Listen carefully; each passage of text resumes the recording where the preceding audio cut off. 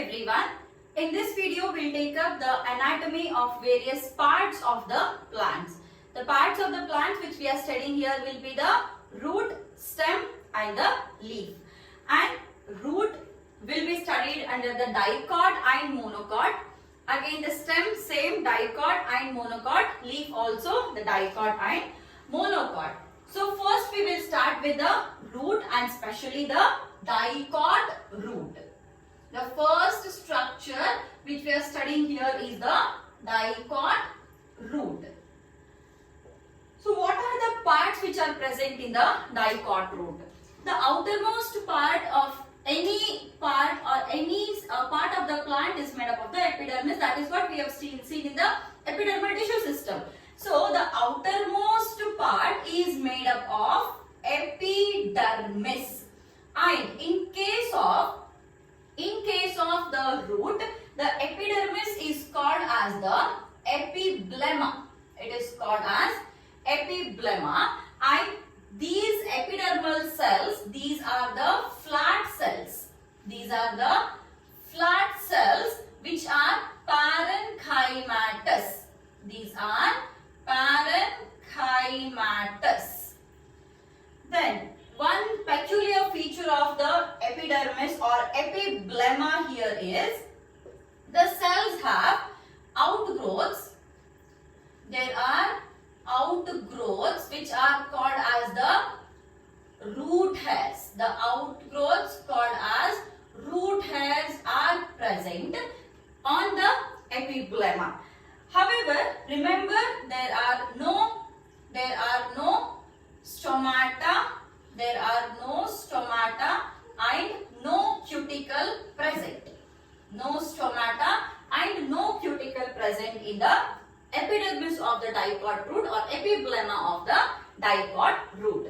So let's draw the structure now. So if you draw the structure, the outermost layer. So here are the flattened parenchyma cells, and these flattened parenchyma cells, these are the epidermis, and here and there are outgrowths present, and those outgrowths are called as the root hairs. Okay, and here the epidermis is called as the epiblema. So this is the epidermis or epiblema. Now after the epidermis, the next region is the cortex region. Cortex region is the second region. Cortex. This is again made up of parenchyma. The cortex is made up of parenchyma with intercellular spaces. With intercellular spaces. So, if you have to write the intercellular spaces, we'll choose one more color now. So here are the cells of the cortex. So initially we have some smaller cells like this. So these are the smaller cells present. A couple of layers. Okay.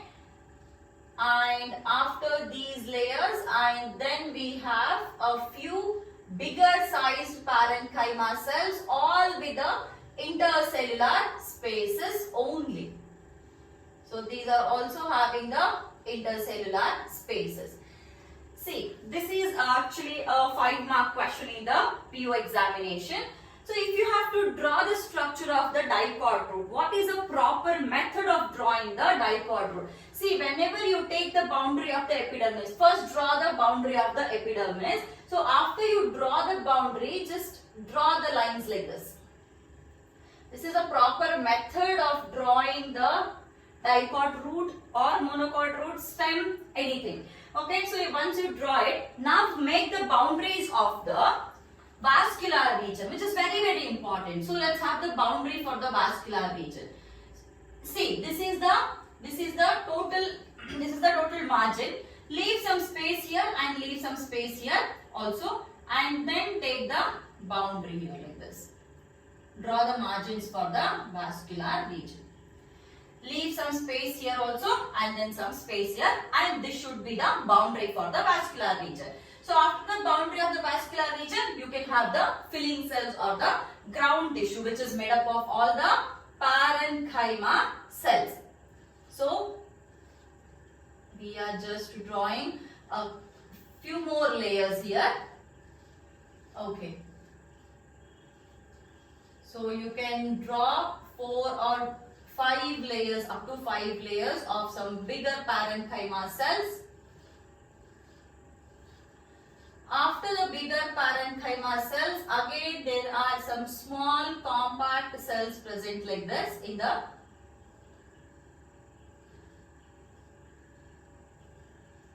This is how the cells are present. Now, this is the vascular region. The innermost layer of the cortex, is called as the endodermis. First, we will draw the layer of endodermis. See, endodermis, that you have to draw it as a barrel-shaped cells. A barrel-shaped cell. This is how a barrel-shaped cell is present. Okay. So, we are just drawing it in the form of some elongated cells here. Layer of endodermis.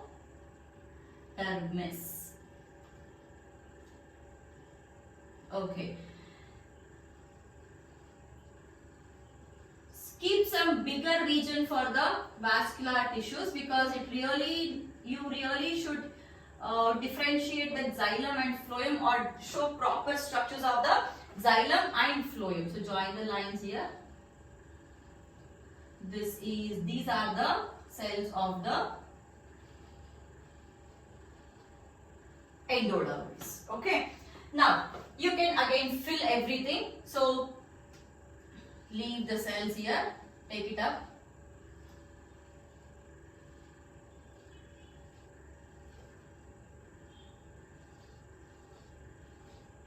Okay.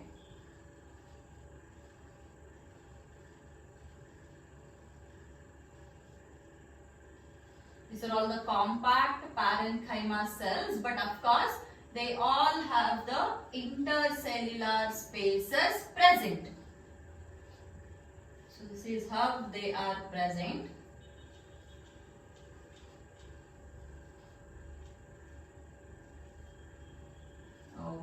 Okay. Now these cells, see why we have left the margin here is, it is just to show that there are some cells present here also, because the section which we have taken, this is, see how exactly what part we have written here is, when you cut open a root, when you take a section of the root, we get a section like this, isn't it? So we get to see a round structure. Along the round structure, the outer layer which we have drawn here is the epidermis, and then we have an inner region called as a cortex. After the cortex, we have the endodermis, and then the pericycle, and finally the vascular region. So the structure which we are drawing here is one part of it like this. So this is a part which we have drawn here. So a few cells should be surrounding around the vascular region also. Now we have drawn the cortex region.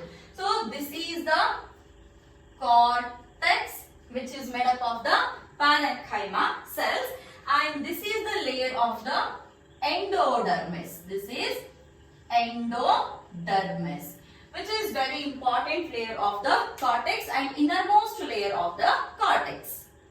Let's write it first here.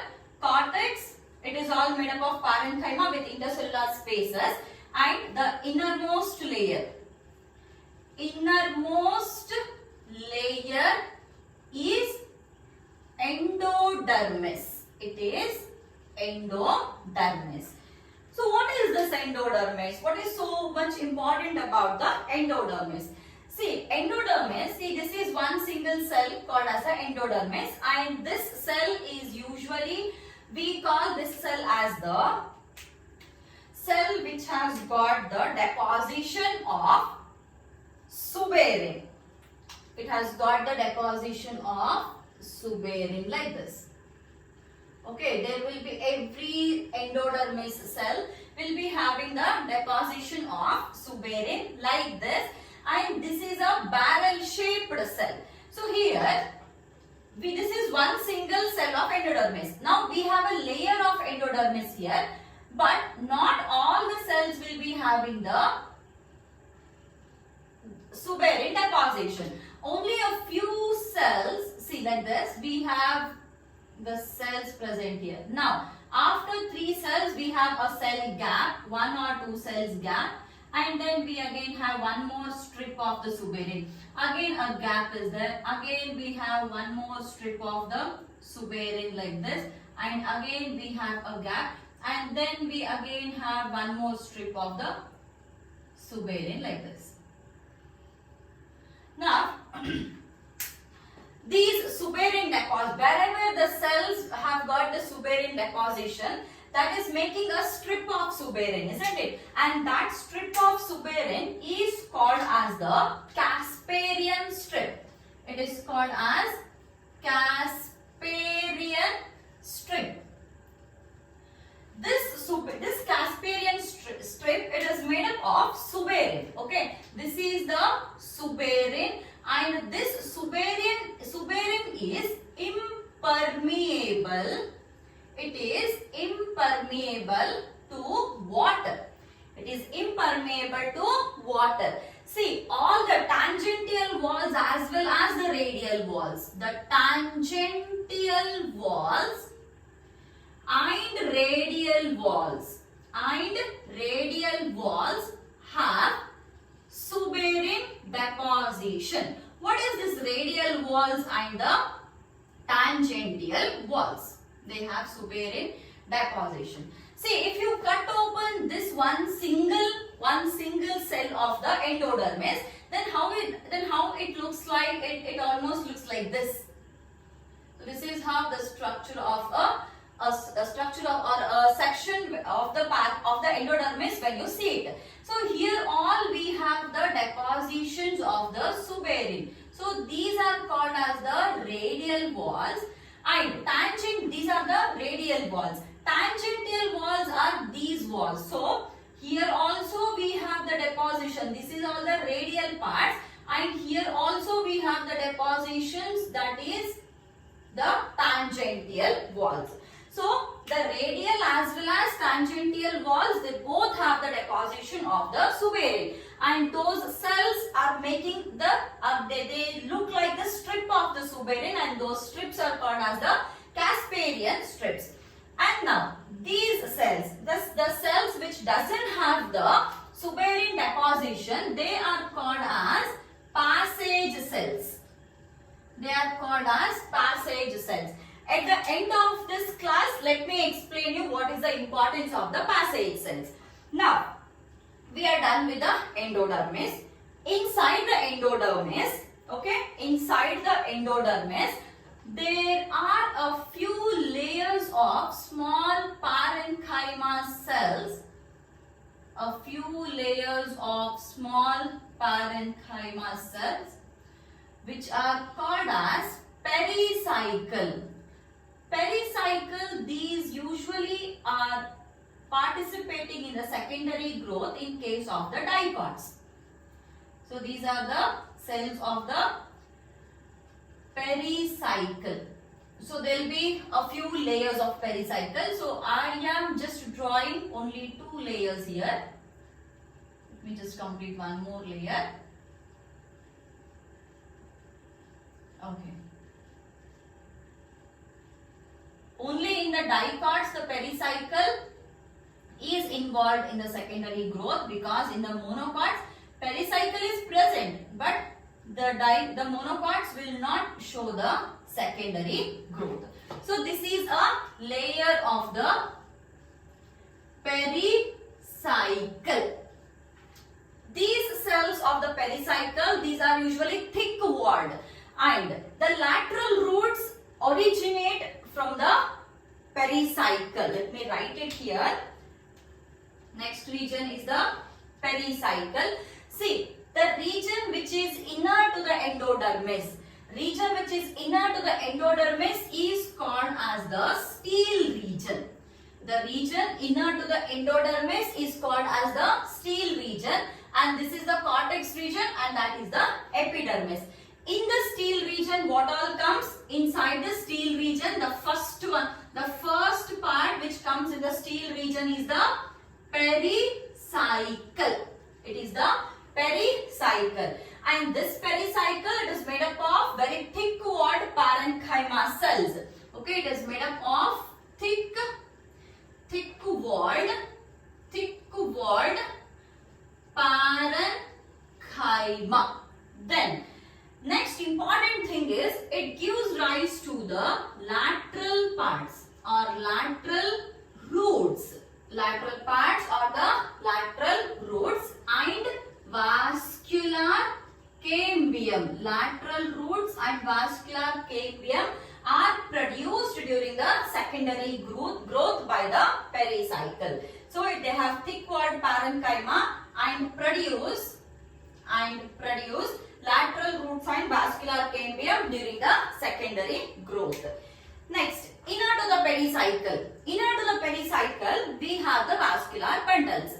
So, while studying the vascular bundles, that is the vascular tissue system, we had seen that in case of the roots, okay, in case of the roots, we get to see the radial vascular bundles. Radial vascular bundles, what does that mean? Radial vascular bundles means here the xylem and the phloem are present alternate to each other, but they are present on different radii. So let me just draw a few patches of the xylem first. Usually there are 2 to 4 patches of xylem. So definitely 2 to 4 patches of the phloem also. So we'll take some other color now. While writing the xylem here, we are supposed to keep one thing in mind. Xylem, it is present in the exarch condition. So in case of the pericycle, in stele only we have pericycle first, and then we have a vascular bundle. Vascular bundle, they have radial type of vascular bundles, and here 2 to 4 patches of xylem and phloem are present, and usually the xylem is present in the exarch condition. The xylem is present in the exarch condition. We already know what is the exarch condition and what is the endarch condition. Endarch is present in the stem and exarch is present in the roots, isn't it? So exarch means the protoxylem should be present towards the periphery and the metaxylem should be present towards the center. We have already completed this exarch and endarch, and why the roots have the exarch and why stem has got the endarch, that explanation also we have seen in the previous video. So if you have not seen that, please go back to my previous video and please see that. So here, now I am drawing the xylem. Xylem wherein the protoxylem is towards the periphery and the metaxylem is towards the center. I am just drawing only 4. Let me first take the pith part here. A small pith. Okay. Much more smaller. This is a smaller pith here. Now here is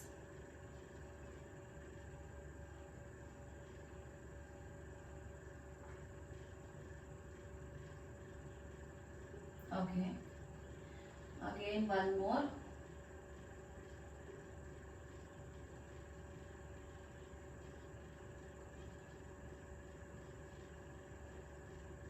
And then the third one, because there are only 2 to 4 patches of the xylem. 2 to 4 patches.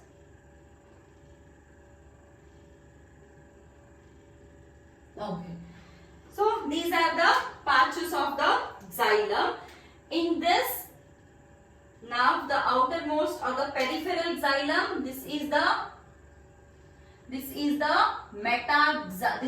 protoxylem. This is the protoxylem, and the inner one, this is the metaxylem.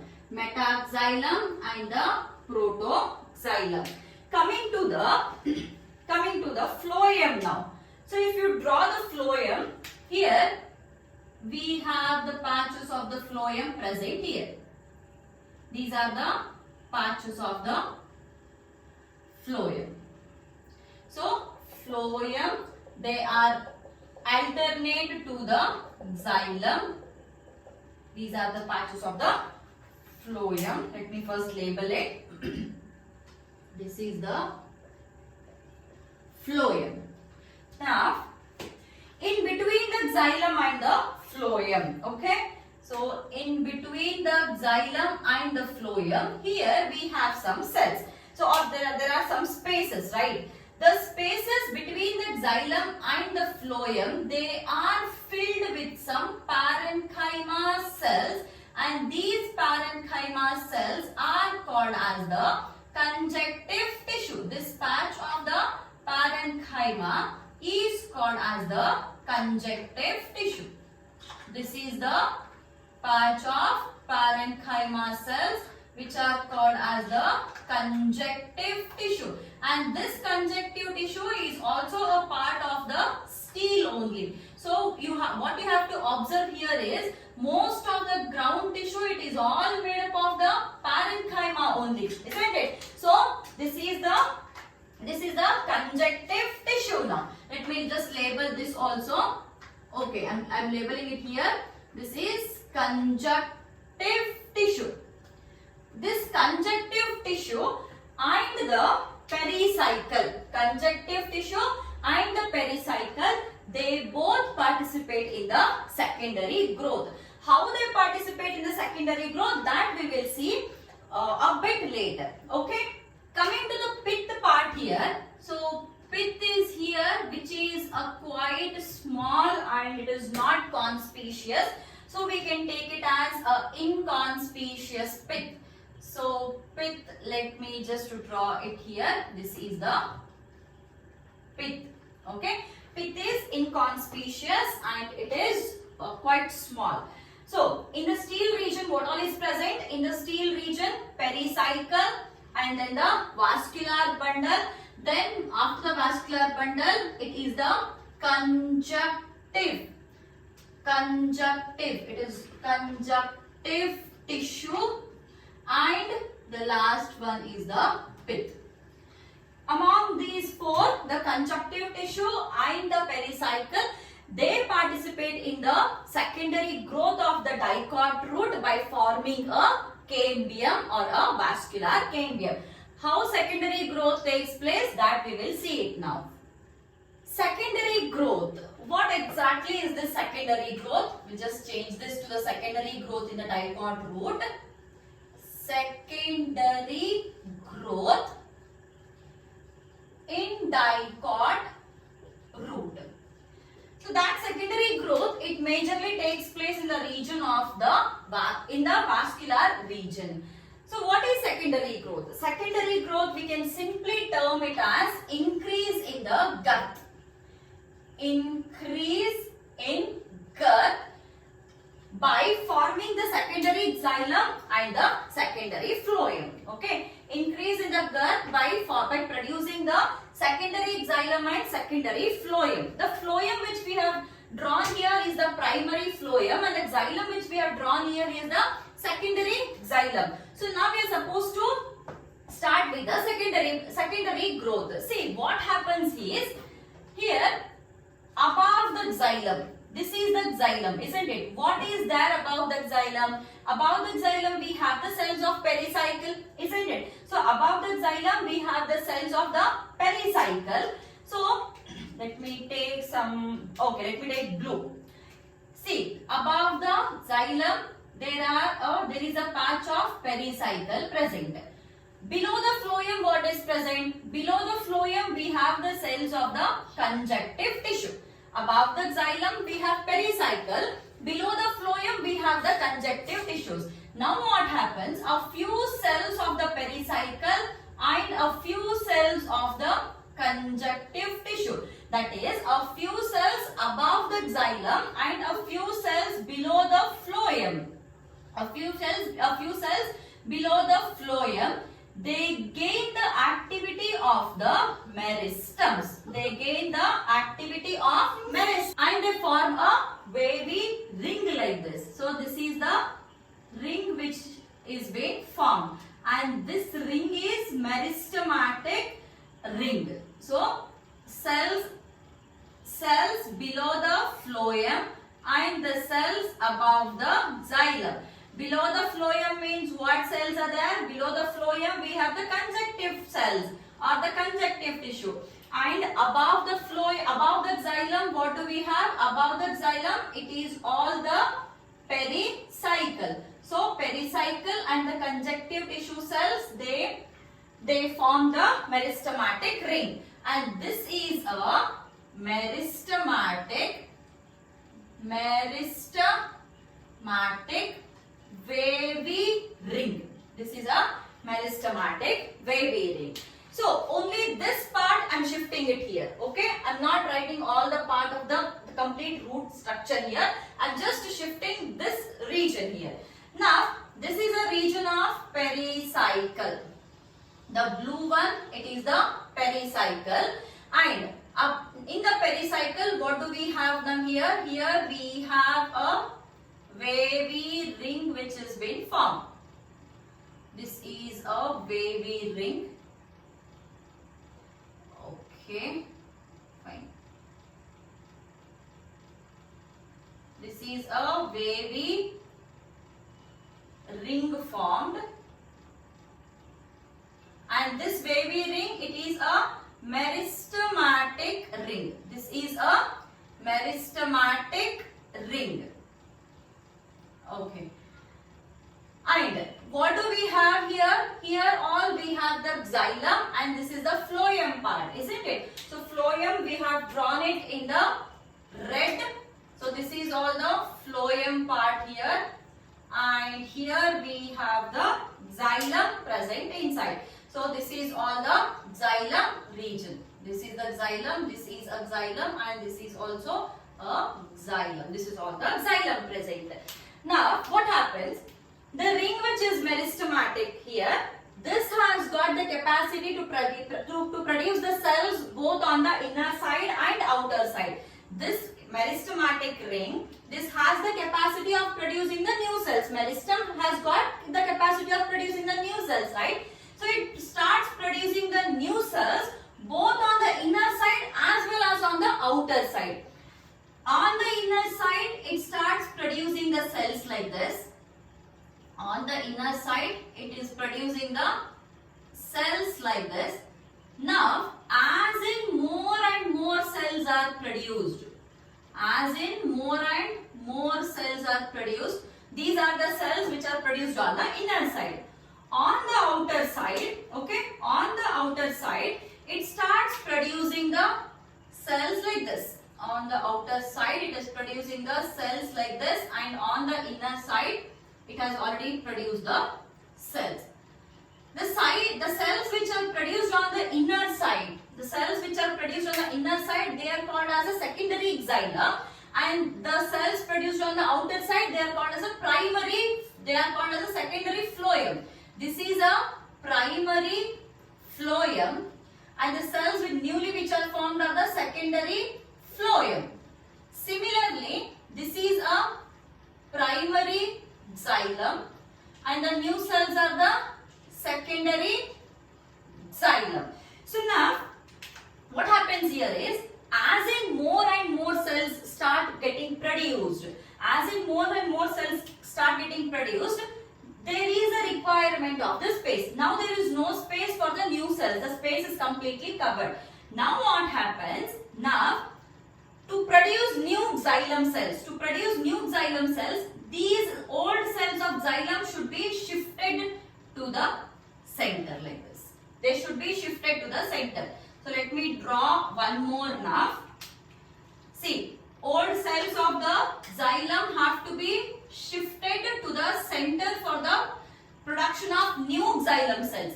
If a new phloem cells have to be produced, phloem are getting produced on the outer side. So the phloems have to be pushed on the outer side, the xylems have to be pushed on the inner side. So let me just draw it here. So this is the pericycle. Okay, this is the pericycle. I am drawing a bigger circle now. That is because the phloem has to be pushed outside, isn't it? The phloem has to be pushed outside, and when the phloem, so let me draw the phloem first. Okay, we have one patch of phloem here, and then we have one patch of phloem here, one here, and then another one is here. These are the phloems. And xylems, see, if the new cells are to be produced, then definitely xylem has to be present at the center. This is how the xylem is pushed inside. It means that now the pith is completely gone. The pith is completely gone. Now what happens? As in more cells are produced, okay, as in more cells are produced, here this wavy ring which is present, this wavy rings start becoming circular. So gradually, as in more cells are produced on inner side and more cells are getting produced on outer side. So this ring which was produced, which was wavy previously, okay, this was a wavy ring like this. It was a wavy ring like this.